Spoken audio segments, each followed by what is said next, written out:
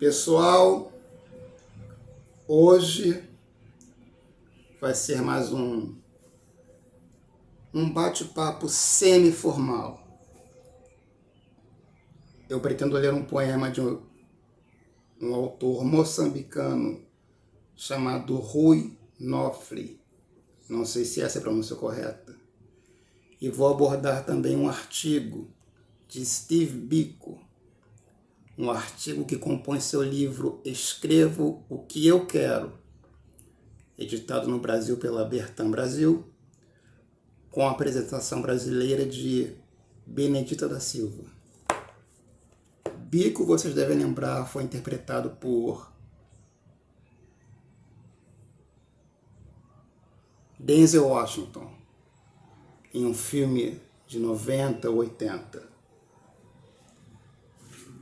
Pois bem,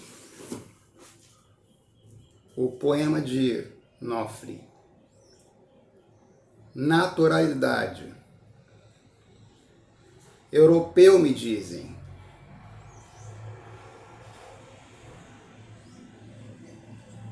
Eivam-me de literatura e de doutrina europeias, e europeu me chamam. Não sei se o que escrevo tem de algum pensamento europeu. É provável. Não, é certo. Mas africano sou. Pulsa-me o coração ao ritmo dolente desta luz e deste quebranto. Trago no sangue uma amplidão de coordenadas geográficas e mar Índico. Rosas não me dizem nada. Casam-me mais à agrura das macaias e ao silêncio longo e roxo das tardes, com gritos e aves estranhas. Chamas-me de europeu? Pronto, calo-me. Mas dentro de mim, a savana de aridez e planuras sem fim com longos rios langues e sinuosos.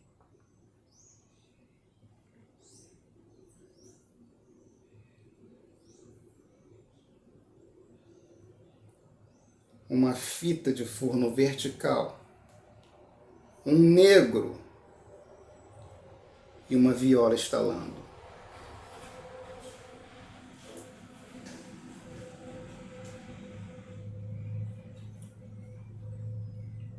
Esse é o poema. Perdão pela péssima leitura.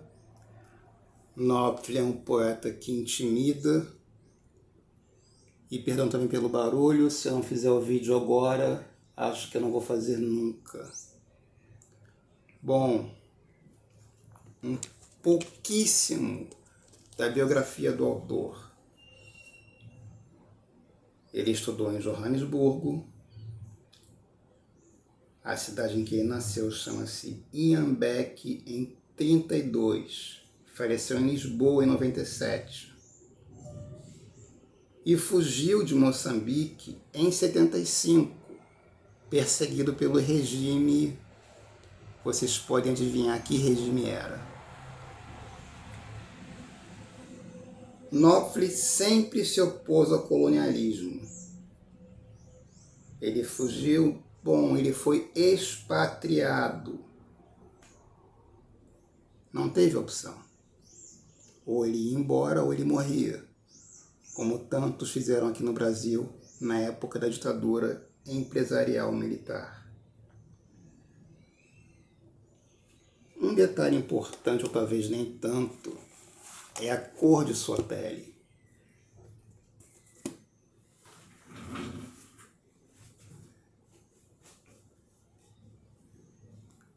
Repetindo aqui um dos versos. Há dentro de mim savana de aridez. Outro verso. Mas africano sou. E o último verso. Um negro e uma viola estalando. pelos nossos padrões brasileiros, o autor era, como é que eu posso dizer, branco. Talvez não ariano, porque ele não era louro de olho azul. Vocês podem digitar o nome dele no Google e ver as imagens. Mas ele era branco. Em cor, pelo menos. E o que tem a ver Steve Biko com isso? Muito bem. Um dos artigos que compõe seu livro. Eu vou procurar o link e vou colocar na descrição. O artigo se chama Alma Negra em Pele Branca?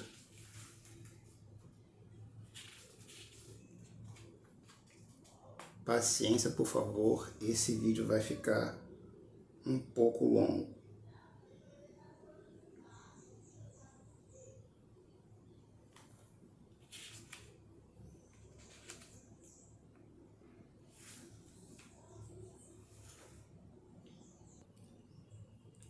Atenção, por favor.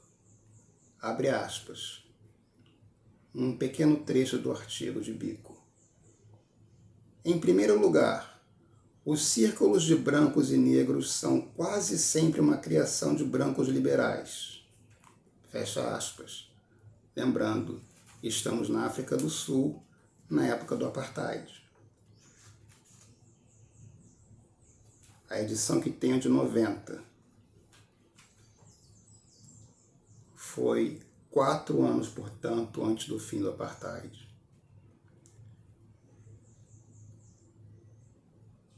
Continuando, abre aspas. Como prova de que se acham completamente identificados com os negros, conforme alegam, eles, os brancos, convidam alguns negros inteligentes e articulados, entre aspas, para tomar um chá em casa, ocasião em que todos os presentes se fazem a mesma velha e gasta pergunta. Como podemos provocar mudanças na África do Sul? Quanto mais chás desse tipo, Biko continua, alguém organizar, tanto mais liberal será e tanto mais livre se sentirá da culpa que perturba e amarra a sua consciência. A partir de então, esse alguém se moverá em seus círculos brancos, hotéis, praias, restaurantes e cinemas só para brancos, com a consciência menos pesada, achando que é diferente das outras pessoas. E, no entanto, no fundo de sua mente existe o constante pensamento de que tudo está muito bem para ele e que, por isso, não deveria se preocupar com mudanças. Embora não vote nos nacionalistas, já que de qualquer jeito agora são a maioria, ele se sente seguro sob a proteção oferecida por eles e, inconscientemente, repele a ideia de mudança. Esse é o ponto que separa o liberal do mundo negro.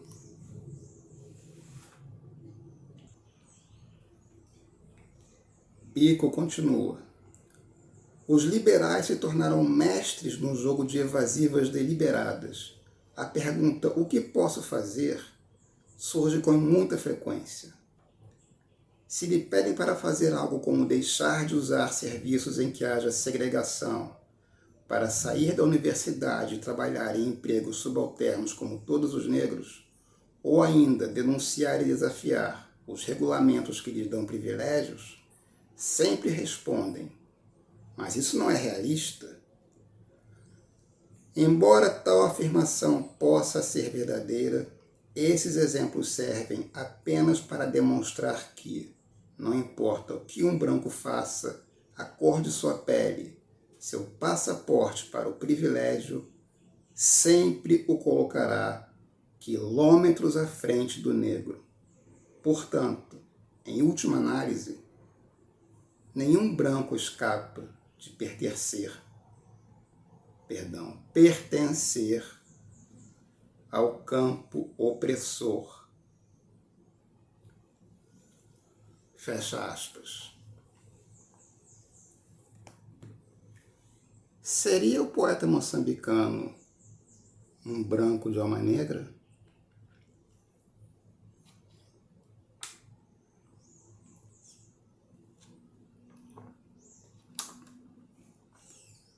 Atrevo a responder-me: não, não, não. Isso pode parecer óbvio para quem o conhece, o autor, eu quero dizer, mas não tão óbvio para quem só ouve falar e está disposto a tomar conclusões precipitadas. Existem dois pontos aqui bastante distintos, além dos dados biográficos do autor moçambicano, que não só sempre lutou contra o colonialismo e quase morreu por causa disso várias vezes, mesmo sendo agora considerado herdeiro, de poetas europeus, coisa que ele denuncia no poema que eu acabei de citar.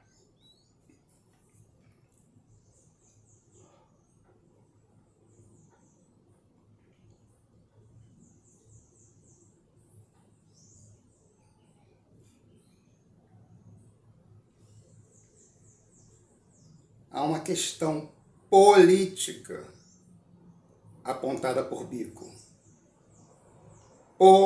Política. Determinada, sim, pela cor da pele. Lembrando que muitos não brancos na África do Sul recebiam o status de brancos, uma vez que havia uma questão socioeconômica. Isso não se aplicava aos negros, fossem eles nativos ou não. Mas o ponto oposto a que quero chegar e que quero apontar e que se coloca como, não vou dizer o outro lado de uma moeda, porque são muitas nuances aqui, ou talvez nem tantas. Uma questão ontológica. Sim, ontológica. Rui Nofli se declara negro em seu poema. Vamos abrir um parênteses e lembrar de um pensador importantíssimo, considerado europeu, nascido na Argélia. Portanto, como diziam alguns, pé preto. Esse autor chama-se Albert Camus. Ele não seria branco na África do Sul. Aliás, ele não era considerado por branco por muitos na França. O que lhe deu o status de branco foi sua obra literária. O que não o impediu, em momento algum, de se colocar também contra o colonialismo. Ah, mas vários filósofos fizeram isso, era modismo, fala sério, Camus estava indo na onda. Não. Não de verdade. Ambos, Nofli e Camus, cumpriam com sua obrigação moral, filosófica e, por que não, estética. Diferente de um filósofo também muito importante chamado Martin Heidegger. Sabemos o que ele era, não sabemos? E quem ele era? Puta que pariu. Não vou nem tocar mais nesse assunto.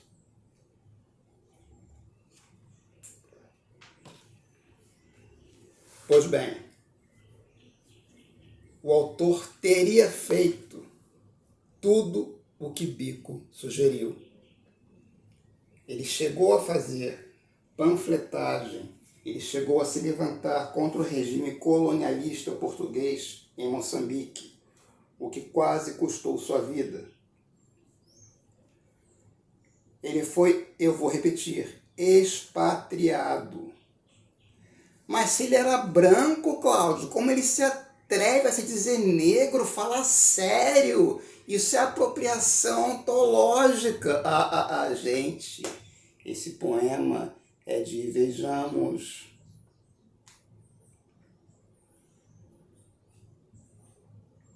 não tem a data aqui. Vou colocar na descrição. Mas com certeza é uma época em que os conceitos de apropriação cultural, ontológica e mais sei lá o que não existiam. Esse homem, Rui Nofley, quase morreu pelo colonialismo. E mais uma vez, adivinhem, ouvintes, por quem ele quase foi morto? Por dois lados opostos, esses sim lados opostos de uma mesma moeda. Biko aponta um fenômeno muito interessante, que é de fato o branco de alma negra, e negra aqui é entre aspas.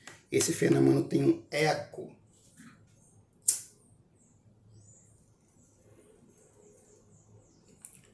hoje, usado pelas feministas. E esse eco chama-se esquerdomacho. Tem inúmeros vídeos no YouTube que vocês podem consultar sobre o que é um esquerdomacho. O suposto desconstruído. A vida de um esquerdomacho não está em risco.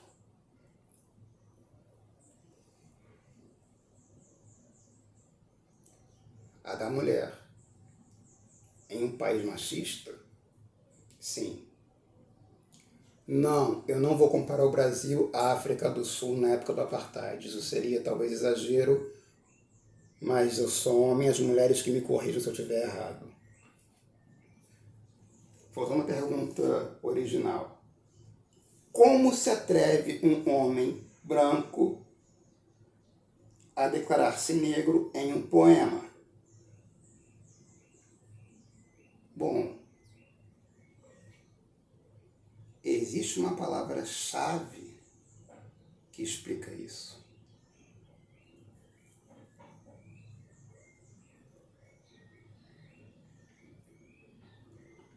Essa palavra chama-se imanência. E está insinuada no título do poema. Naturalidade. Vocês acham que esse homem não sofreu preconceito na Europa? Na Europa Central, eu quero dizer. Na França, na Alemanha. Bom, não sei se ele foi para a Alemanha, mas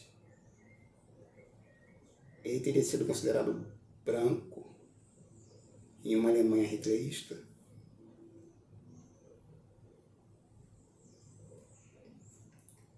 Especulação. Mas cabe aqui um parênteses. Você sabe que os nazistas não eram só supremacistas brancos, não é? Eles eram supremacistas brancos alemães. Os eslavos,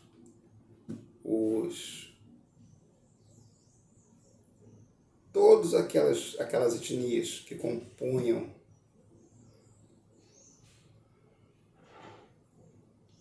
estavam sob o jugo da União Soviética na época. Os ucranianos, por exemplo, eles eram, de acordo com a lógica nacional-socialista, sub-humanos.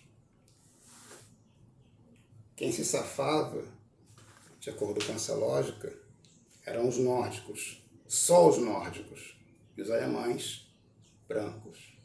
Havia uma ínfima quantidade de alemães negros.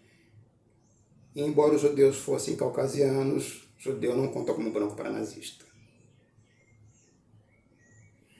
Fecha parênteses.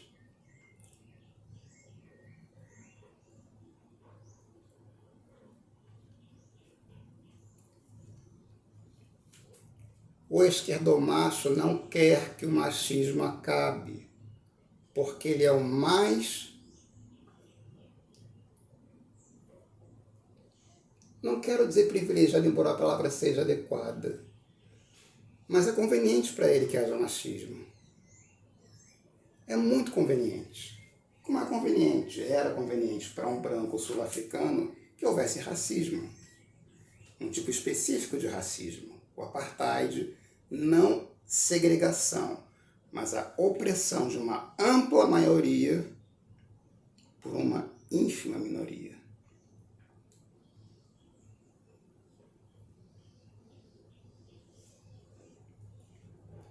O nome disso também é colonialismo. Mas por que imanência? Porque em naturalidade, o autor Rui Knopfler, não vou conseguir dizer, cumpre seu papel básico de poeta, não só abraçando seu íntimo negro, de acordo com suas próprias palavras, mas colocando-se no lugar do outro. Portanto, há uma outra palavra aqui, que é importantíssima e faltava aos brancos sul-africanos, modistas, que se achavam no direito de tomar para si as posições de liderança contra o apartheid. E nessas posições de liderança, eles nada faziam.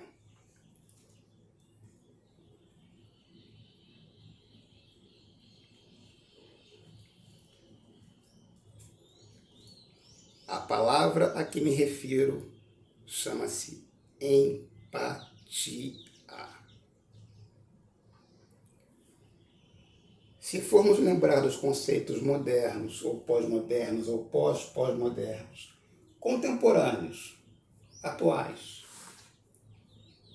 de apropriação cultural, ontológica, sexual, sei lá mais o que,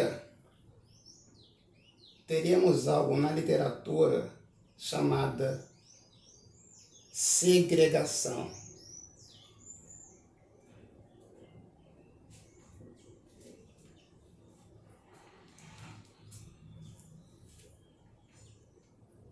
O poeta só pode falar sobre o que ele entende. Não, isso é senso comum. A empatia de um poeta digno do termo, beira o sobrenatural. E essa empatia vai resultar não só em palavras escritas e publicadas, cujas publicações foram perseguidas tanto antes quanto depois da Revolução Moçambicana.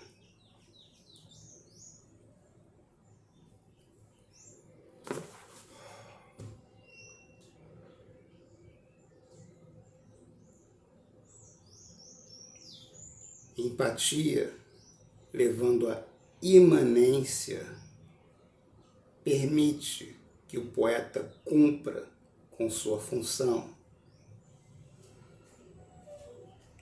escrevendo o que ele sente, escrevendo o que ele quer.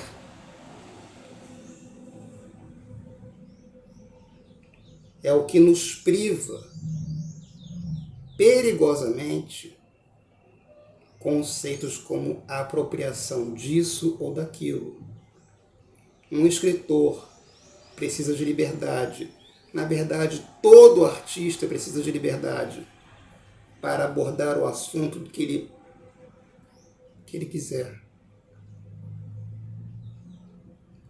sobre o que ele se sente mais ou menos confortável, seja uma denúncia, seja uma confissão ou um mero desabafo. Bico se referia a um fenômeno social e político, não metafísico. Bico sempre defendeu a liberdade, inclusive a liberdade de expressão.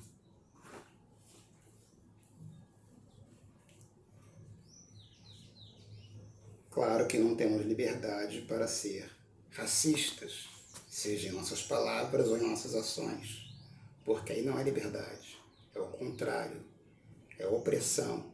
E tanto Bico quanto Rui Nofre eram contra as duas coisas. Eu não comparo Steve Biko a Rui Nofre.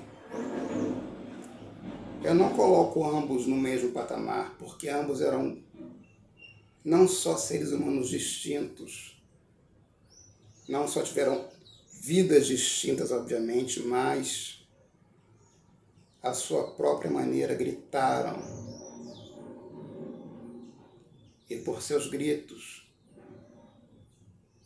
Rui Nofre quase foi morto e Steve Biko foi, de fato, morto pelo sistema segregacionista mantido pela Inglaterra e pelos Estados Unidos, manutenção que foi denunciada por ele em seu Escrevo o que eu quero. Biko não era universalmente amado. Talvez por isso ele tenha sido vergonhosamente executado. Bom, Rui Nofre também não.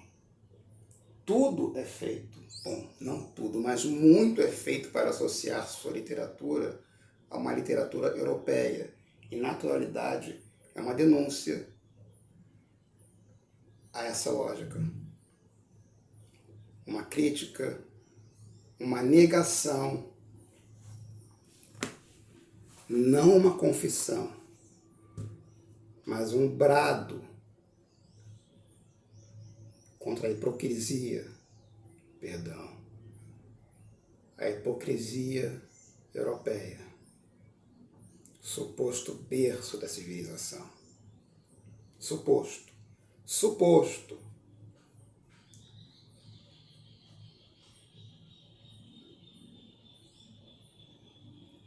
Escrevo o que eu quero é o título do livro de Steve Biko. Isso vale para qualquer poeta e qualquer autor, especialmente quando essa escrita é uma denúncia, especialmente quando essa denúncia demonstra uma capacidade para mostrar-se quem se é por dentro, independentemente da cor da pele, no processo, arriscando sua vida.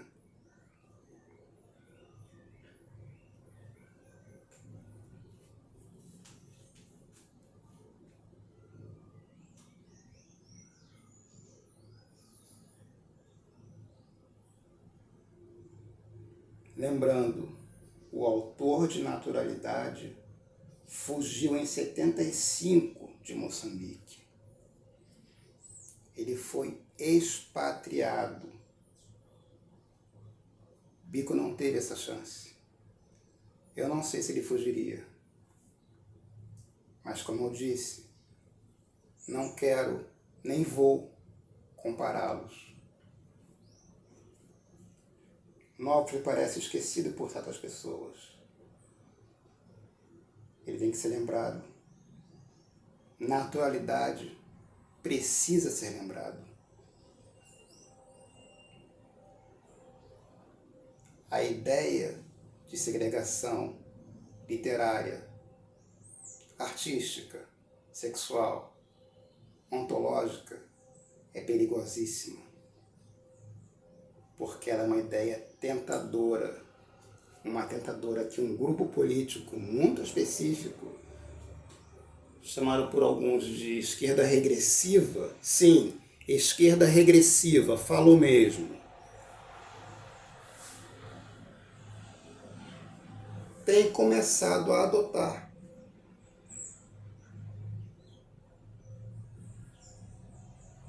E o que é um regresso? Bom, regresso é muito pouco específico, talvez devamos usar a palavra retrocesso.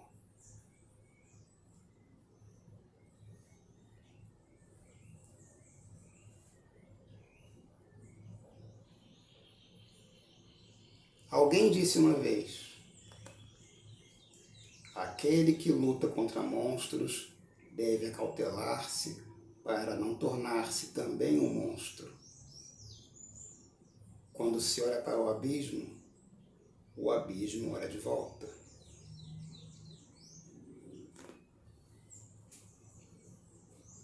Pois bem, embora eu discorde de 90% do que disse esse autor,